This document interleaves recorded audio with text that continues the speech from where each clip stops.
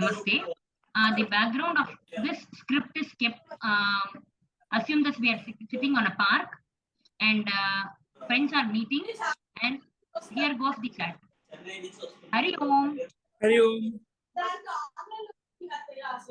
Hari Om. Shubhasayam Satya.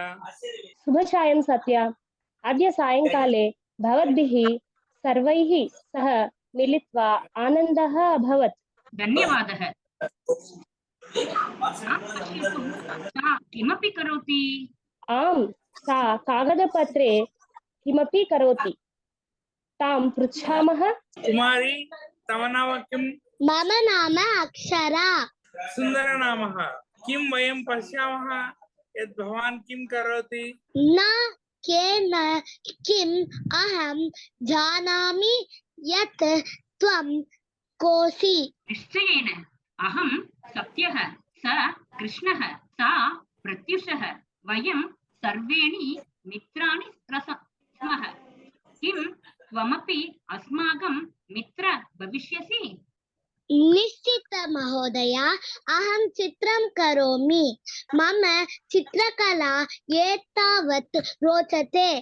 भवतः कलां वयम् अवलोकयितुं शक्नुमः वा? निश्चयेन, अत्र अस्ति। उद्यमानः सूर्यः अस्ति। अद्भुतः। आम्, एतावत् सुन्दरम् अस्ति। सर्वेभ्यः धन्यवादः।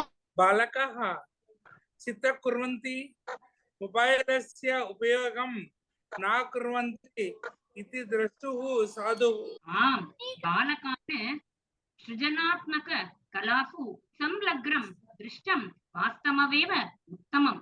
आम्, किं भवन्तः माम् एतां कलां कथं कर्तव्यमिति शिक्षितुं शक्नुवन्ति? निश्चितरूपेण, यदि भवतः रुचिः अस्ति। धन्यवादः अक्षरा। इदानीं मम सन्धुः आवश्यकता अस्ति। योगकक्षायां विलम्बः भवति। श्रु, वयं सर्वे मिलाम। संशु पश्यामि। धन्यवादः। पश्यामि। धन्यवादः। धन्यवादः।